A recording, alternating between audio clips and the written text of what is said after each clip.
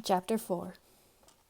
From my discourse with Mr. Lloyd, and from the above reported conference between Bessie and Abbot, I gathered enough hope to suffice as a motive for wishing to get well.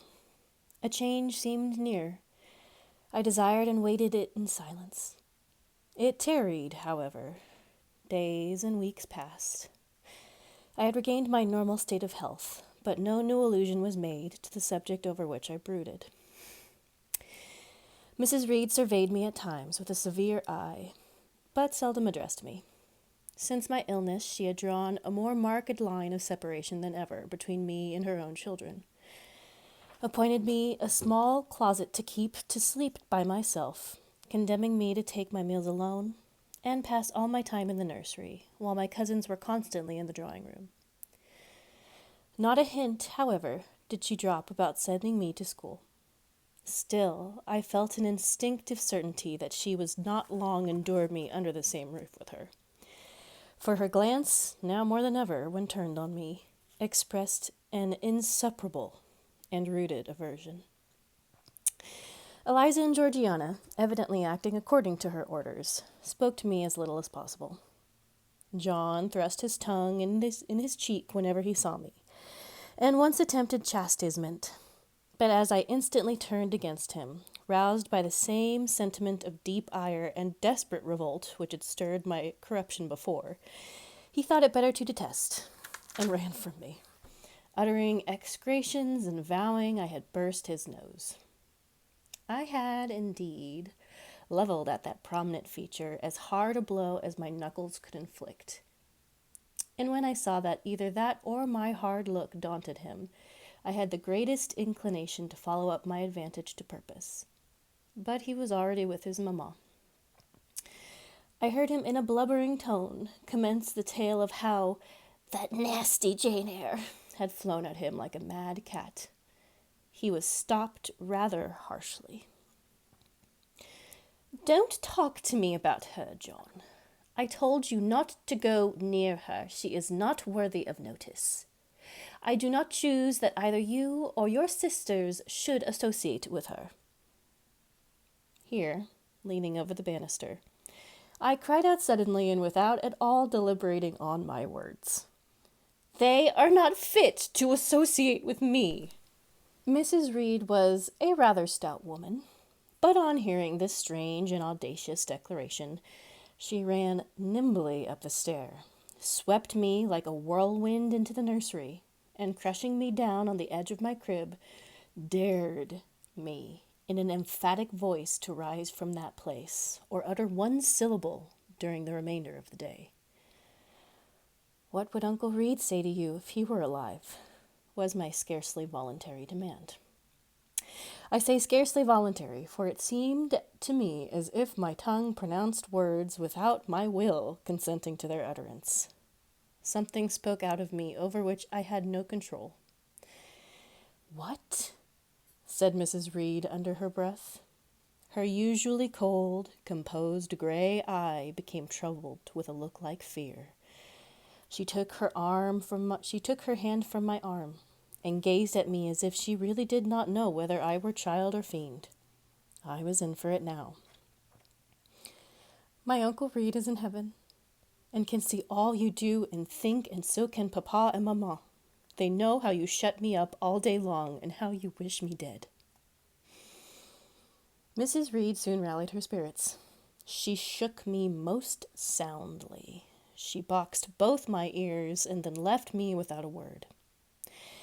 Bessie supplied the hiatus by a homily of an hour's length, in which she proved beyond a doubt that I was the most wicked and abandoned child ever reared under a roof.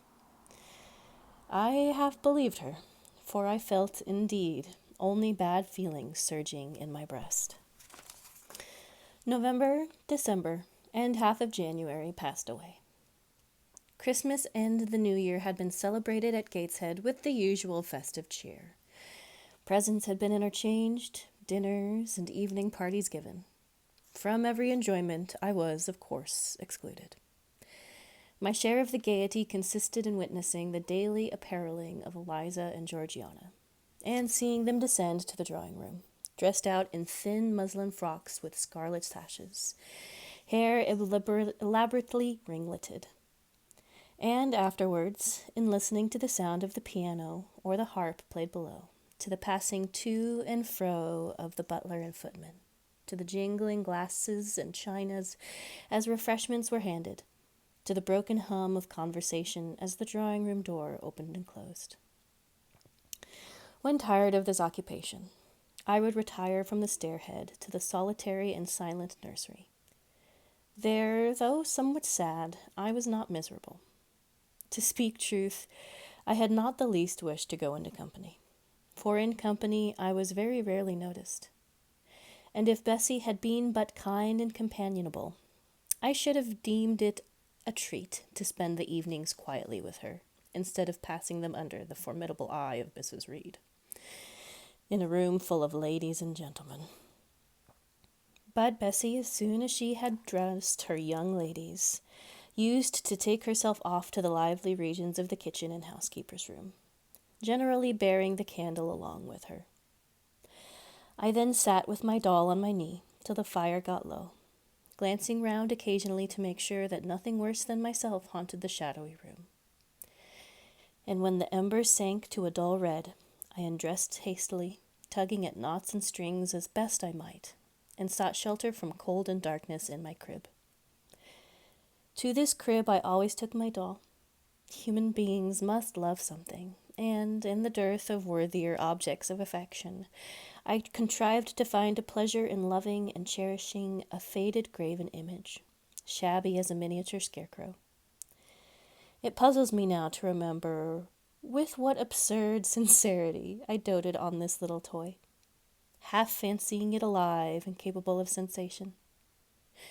I could not sleep unless it was folded in my nightgown, and when it lay there safe and warm, I was comparably happy, believing it to be happy likewise.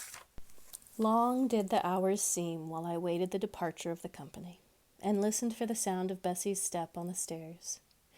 Sometimes she would come up in the interval to seek her thimble or her scissors, or perhaps to bring me something by way of supper, a bun or a cheesecake.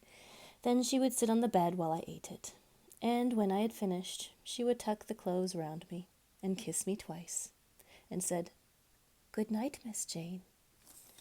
When thus gentle, Bessie seemed to me the best, prettiest, kindest being in the world, and I wished most intensely that she would always be so pleasant and amiable, and never push me about, or scold, or task me unreasonably, as she was often wont to do. Bessie Lee must, I think, have been a good girl of good natural capacity, for she was smart in all she did, and had a remarkable knack of narrative. So, at least, I judge from the impression made on me by her nursery tales. She was pretty, too, if my recollections of her face and person are correct. I remember her as a slim young woman, with black hair, dark eyes, nice features, a good, clear complexion, but she had a capricious and hasty temper, and different ideas of principle or justice. Still, such as she was, I preferred her to anyone else at Gateshead Hall. It was the 15th of January, about 9 o'clock in the morning. Bessie had gone down to breakfast. My cousins had not yet been summoned to their mamma. Eliza was putting on her bonnet and warm garden coat to go and feed her poultry, an occupation of which she was fond, and not less so of selling the eggs to the housekeeper and hoarding up the money she thus obtained.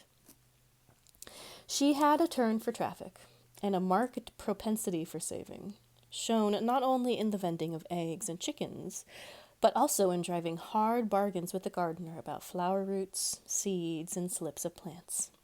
That functionary having orders from Mrs. Reed to buy his young lady all the products of her parterre she wished to sell, and Eliza, who would have sold the hair off her head if she could have made a handsome profit thereby. As to the money, she first secreted it in old corners, wrapped in a rag or odd curl paper. But some of these hoards having been discovered by the housemaid, Eliza, fearful of one day losing her valued treasure, consented to entrust it with her mother, at an usurious rate of interest, 50 or 60%, which interest she exacted every quarter, keeping her accounts in a little book with great anxious accuracy. Georgiana sat on a high stool, dressing her hair at the glass, and interweaving her curls with artificial flowers and faded feathers, of which she had found a store in a drawer in the attic. I was making my bed, having received strict orders from Bessie to get it arranged before she returned, for Bessie was now frequently employed me as a sort of under-nursery maid to tidy the room, dust the chairs, etc. Having spread the quilt and folded my nightdress, I went to the window seat to put in order some picture books and doll's house furniture scattered there. An abrupt command from Georgiana to let her playthings alone, for the tiny chairs and mirrors, the fairy plants, the cups, were her property, stopped my proceedings. And then, for lack of other occupation, I fell to breathing on the frost flowers with which the window was fretted, and thus clearing a space in the glass through which I might look out on the grounds, where all was still and petrified under the influence of a hard frost. From this window was visible the porter's lodge and the carriage road, and just as I had dissolved so much of the silver-white foliage veins the panes had left room to look out, I saw the gates thrown open and a carriage roll through. I watched it ascending the drive with indifference. Carriages often came to Gateshead, but none ever brought visitors in whom I was interested. It stopped in front of the house. The doorbell rang loudly. The newcomer was admitted.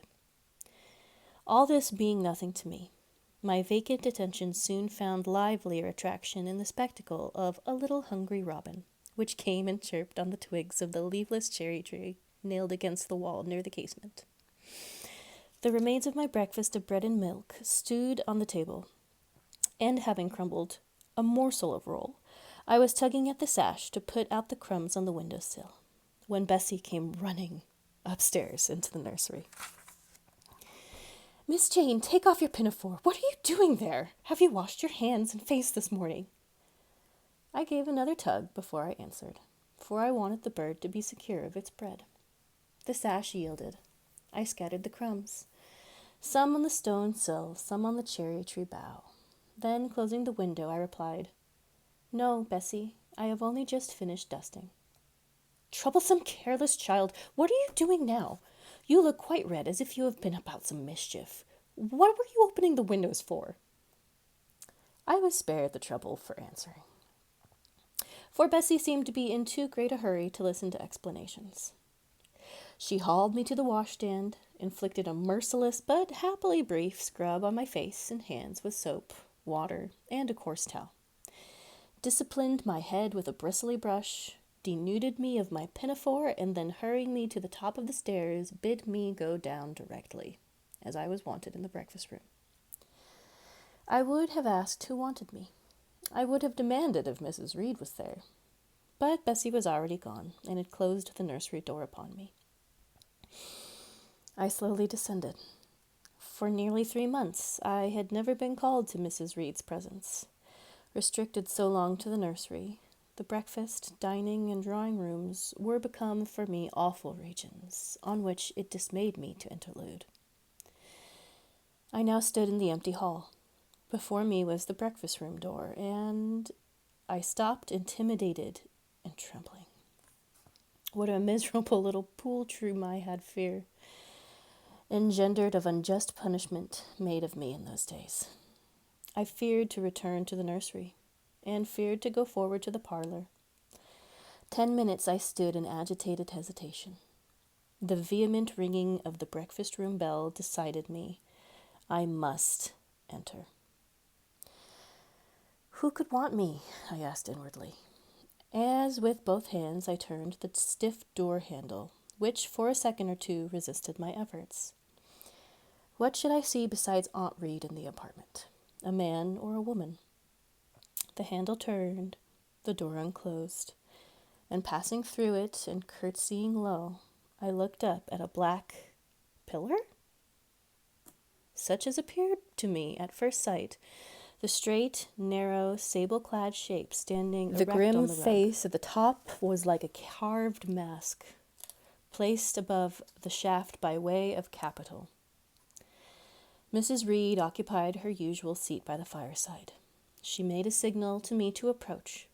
I did so, and she introduced me to the stony stranger with the words, "This is the little girl respecting whom I applied to you."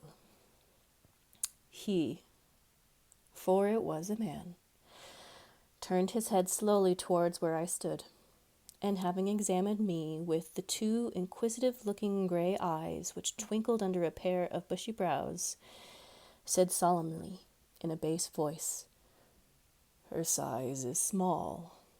What is her age?" 10 years. "So much?" was the doubtful answer, and he prolonged his scrutiny for some minutes. Presently he addressed me. "Your name, little girl?" "Jane Eyre, sir." In uttering these words, I looked up. He seemed to me a tall gentleman, but then I was very little. His features were large, and they and all the lines of his face were equally harsh and prim. "Well, Jane Eyre, are you a good child?" Impossible to reply to this in the affirmative. My little world held a contrary opinion. I was silent. Mrs. Reed answered for me by an expressive shake of the head, adding soon, "Perhaps the less said on the subject the better, Mr. Brocklehurst." "Sorry indeed to hear it. She and I must have some talk." And, bending from the perpendicular, he installed his person in the armchair opposite Mrs. Reed's. "Come here," he said. I stepped across the rug. He placed me square and straight before him. What a face he had, now that I was almost on a level with mine! What a great nose, and what a mouth! And what large, prominent teeth! "No sight so sad as that of a naughty child," he began, "especially a naughty little girl. Do you know where the wicked go after death?" "They go to hell," was my ready and orthodox answer. "And what is hell? Can you tell me that?" "A pit full of fire." "And should you like to fall into that pit and to be burning there forever?" "No, sir." "What must you do to avoid it?"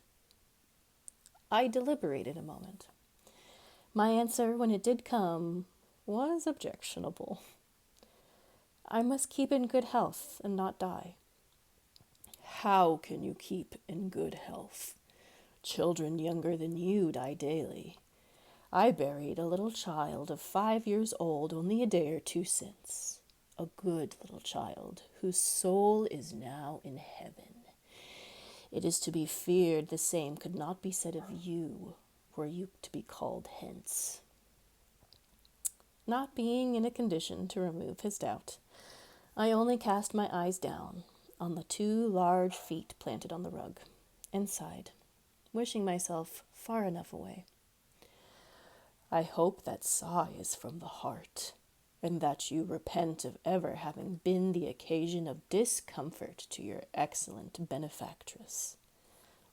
"Benefactress? Benefactress!" said I inwardly. "They all call Mrs. Reed my benefactress. If so, a benefactress is a disagreeable thing." "Do you say your prayers night and morning?" continued my interrogator. "Yes, sir." "Do you read your Bible?" "Sometimes." "With pleasure? Are you fond of it?"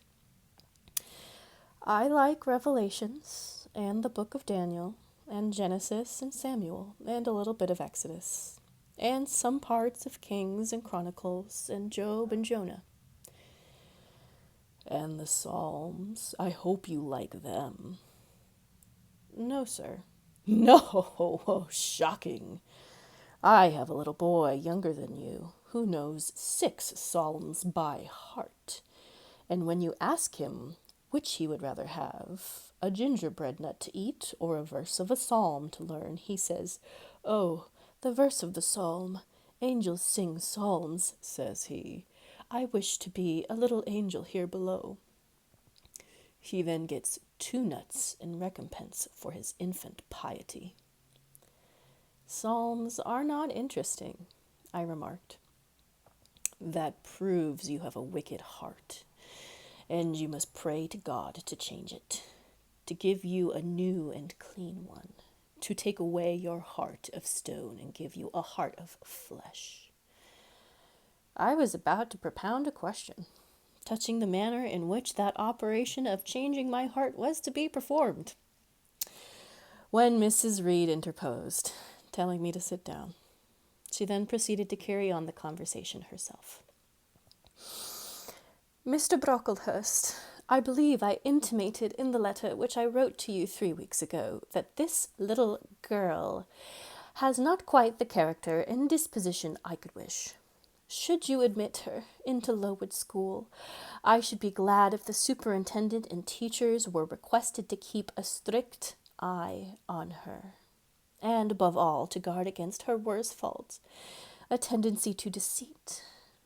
I mention this in your hearing, Jane, so that you may not attempt to impose on Mr. Brocklehurst. Well might I dislike Mrs. Reed, for it was her nature to wound me cruelty.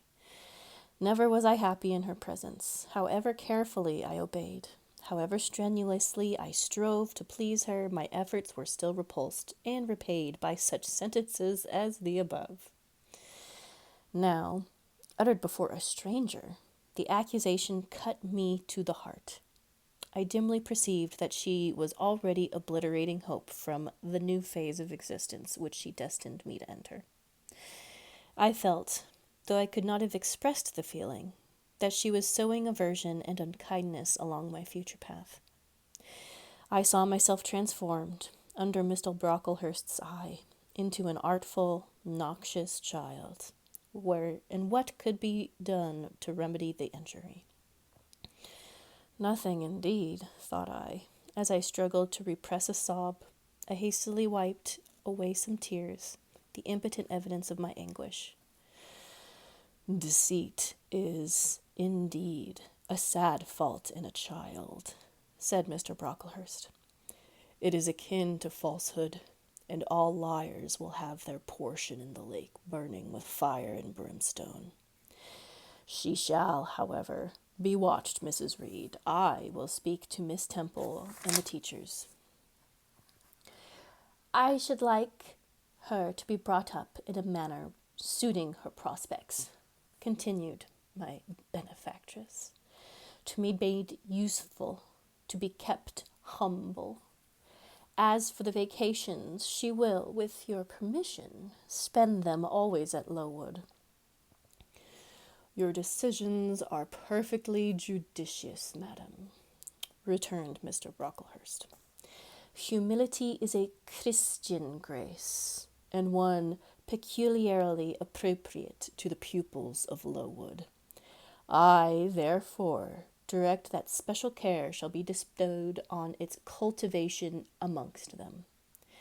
I have studied how best to mortify in them the worldly sentiment of pride, and only the other day I had a pleasing proof of my success. My second daughter, Augusta, went with her mamma to visit the school, and on her return she exclaimed, "Oh, dear papa, how quiet and plain all the girls at Lowood look, with their hair combed behind their ears and their long pinafores, and those little holland pockets outside their frocks. They are almost like poor people's children. And," she said, "they looked at my dress and mamma's as if they had never seen a silk gown before." "That is the state of things I quite approve," returned Mrs. Reed. "Had I sought all England over, I could scarcely have found a system more exactly fitting to a child like Jane Eyre. Consistency, my dear Mr. Brocklehurst. I advocate consistency in all things." "Consistency, madam, is the first of Christian duties, and it has been observed in every arrangement connected to the establishment of Lowood. Plain fare, simple attire, unsophisticated accommodations, hardy and active habits. Such is the order of the day in the house and its inhabitants. Quite right, sir.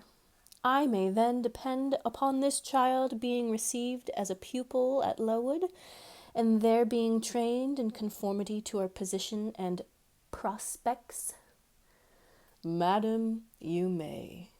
She shall be placed in that nursery of chosen plants, and I trust she will show herself grateful for the inestimable privilege of her election. I will send her, then, as soon as possible, Mr. Brocklehurst, for I assure you I feel anxious to be relieved of a responsibility that was becoming too irksome. No doubt, madam, no doubt. And now I wish you a good morning. I shall return to Brocklehurst Hall in the course of a week or two. My good friend, the Archdeacon, will not permit me to leave him sooner. I shall send Miss Temple notice that she is to expect a new girl, so that there will be no difficulty about receiving her. Goodbye. Goodbye, Mr. Brocklehurst. Remember me to Mrs. and Miss Brocklehurst, and to Augusta and Theodore, and Master Broughton Brocklehurst. I will, madam. Little girl, here is a book entitled The Child's Guide. Read it with prayer, especially that part containing an account of the awfully sudden death of Martha G., a naughty child addicted to falsehood and deceit. With these words, Mr. Brocklehurst put into my hand a thin pamphlet, sewn in a cover, and, having run for his carriage, he departed. Mrs. Reed and I were left alone. Some minutes passed in silence. She was sewing, I was watching her. Mrs. Reed might have been, at that time, some 6 or 37. She was a woman of robust frame, square-shouldered and strong-limbed, not tall, and though stout, not obese. She had a somewhat large face, the under jaw being much developed and very solid. Her brow was low, her chin large and prominent, mouth and nose sufficiently regular. Under her light eyebrows glimmered an eye devoid of ruth. Her skin was dark and opaque, her hair nearly flaxen. Her constitution was sound as a bell. Illness never came near her. She was an exact, clever manager. Her household and tenantry were thoroughly under her control. Her children only, at times, defied her authority, and laughed it to scorn. She dressed well, and had a presence and port calculated to set off handsome attire. Sitting on a low stool, a few yards from her armchair, I examined her figure. I perused her features. In my hand I held the tract containing the sudden death of a liar, to which narrative my attention had been pointed as to an appropriate warning. What had just passed, what Mrs. Reed had said concerning me to Mr. Brocklehurst, the whole tenor of their conversation was recent, raw, and stinging in my mind. I had felt every word as acutely as I had heard it plainly, and a passion of resentment formed now within me. Mrs. Reed looked up from her work. Her eye settled on mine. Her fingers at the same time suspended their nimble movements. "Get out of the room. Go to the nursery," was her mandate. My look, or something else, must have struck her as offensive, for she spoke with extreme, though suppressed, irritation. I got up. I went to the door. I came back again. I walked to the window, across the room, then close up to her. Speak. I must. I had been trodden on severely, and must turn. But how? What strength had I to dart retaliation at my antagonist? I gathered my energies, and lodged them in this blunt sentence: I am not deceitful. If I were, I should say I loved you. But I declare I do not love you. I dislike you the worst of anyone in the world except John Reed. And this book about the liar you may give to your girl Georgiana, for it is she who tell lies, and not I. Mrs. Reed's hands lay still on her work, inactive. Her eye of ice continued to dwell freezingly on mine. What more have you to say? She asked, rather in the tone in which a person might address an opponent of adult age than such as is ordinarily used to a child. That eye of hers, that voice, stirred every antipathy I had. Shaking from head to foot, thrilled with ungovernable excitement, I continued. I am glad you are no relative of mine. I will never call you aunt again as long as I live. I will never come to see you when I am grown up, and if anyone asks me how I liked you and how you treated me, I will say the very thought of you makes me sick, and that you treated me with miserable cruelty. How dare you affirm that, Miss Eyre? How dare I, Mrs. Reed? How dare I? Because it is the truth. You think I have no feelings and that I can do without one bit of love or kindness, but I cannot live so. And you have no pity. I shall remember how you thrust me back, roughly and violently thrust me back into the Red Room and locked me up there to my dying day. Though I was in agony, though I cried out while suffocating with distress, have mercy, Aunt Reed, and that punishment you made me suffer because your wicked boy struck me, knocked me down for nothing. I will tell anybody who asks me questions this exact tale. People think you are a good woman, but you are bad, hard-hearted. You are deceitful. Ere I had finished this reply, my soul began to expand, to exult with the strangest sense of freedom, of triumph I have ever felt. It seemed as if an invisible bond had burst, and that I had struggled out into unhoped-for liberty. Not without cause was this sentiment. Mrs. Reed looked frightened. Her work had slipped from her knee. She was lifting up her hands, rocking herself to and fro, and even twisting her face as if she might cry. Jane, you are under a mistake. What is the matter with you? Why do you tremble so violently? Would you like to drink some water?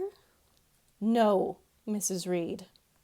Is there anything else you wish for, Jane? I assure you I desire to be your friend. Not you. You told Mr. Brocklehurst I had a bad character, a deceitful disposition, and I'll let everybody at Lowood know what you are and what you have done. Jane, you don't understand these things. Children must be corrected of their faults. Deceit is not my fault, I cried out in a savage, high voice. But you are passionate, Jane. That you must allow. And now return to the nursery, there's a dear, and lie down a little. I am not your dear. I cannot lie down. Send me to school soon, Mrs. Reed, for I hate to live here. I will indeed send her to school soon, murmured Mrs. Reed sotto voce, and, gathering up her work, she abruptly quitted the apartment. I was left there alone, winner of the field. It was the hardest battle I had fought, and the first victory I had gained. I stood a while on the rug, where Mr. Brocklehurst had stood, and I enjoyed my conqueror's solitude.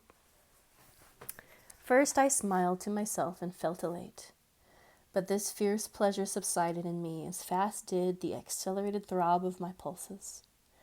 A child cannot quarrel with its elders, as I had done, cannot give its furious feelings uncontrolled play, as I had given mine, without experiencing afterwards the pang of remorse and the chill of reaction.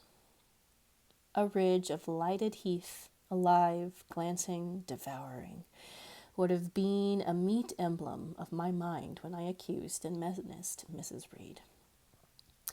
The same ridge, black and blasted after the flames are dead, would have represented as meetly my subsequent condition, when half an hour's silence and reflection had shown me the madness of my conduct, and the dreariness of my hated and hating position. Something of vengeance I had tasted for the first time, as aromatic wine it seemed, on swallowing, warm and racy. Its after-flavor metallic and corroding gave me a sensation as if I had been poisoned. Willingly would I now have gone and asked Mrs. Reed's pardon, but I knew, partly from experience and partly from instinct, that was the way to make her repulse me with double scorn, thereby re-exciting every turbulent impulse of my nature. I would fain exercise some better faculty than that of fear-speaking, fain find nourishment for some less fiendish feeling than that of somber indignation. I took a book, some Arabian tales. I sat down and endeavored to read. I could make no sense of the subject. My own thoughts swam always between me and the page I had usually found fascinating. I opened the glass door in the breakfast room. The shrubbery was quite still. The black frost reigned, unbroken by sun or breeze through the grounds. I covered my head and arms with the skirt of my frock, and went out to walk in a part of the plantation which was quite sequestered. But I found no pleasure in the silent trees, the falling fir cones, the congealed relics of autumn, russet leaves swept by past winds in heaps and now stiffened together. I leaned against a gate and looked into an empty field where no sheep were feeding, where the short grass was nipped and blanched. It was a grey day, a most opaque sky, onding on snaw, canopied all. Then flakes fell at intervals, which settled on the hard path and on the hoary lea without melting. I stood, a wretched child enough, whispering to myself over and over again, "What shall I do? What shall I do?" All at once, I heard a clear voice call, "Miss Jane, where are you? Come to lunch." It was Bessie, I knew well enough, but I did not stir. Her light step came tripping down the path. "You naughty little thing," she said. "Why don't you come when you're called?" Bessie's presence, compared with the thoughts over which I had been brooding, seemed cheerful, even though, as usual, she was somewhat cross. The fact is, after my conflict with and victory over Mrs. Reed, I was not disposed to care much for the nursery maid's transitory anger, and I was disposed to bask in her youthful lightness of heart.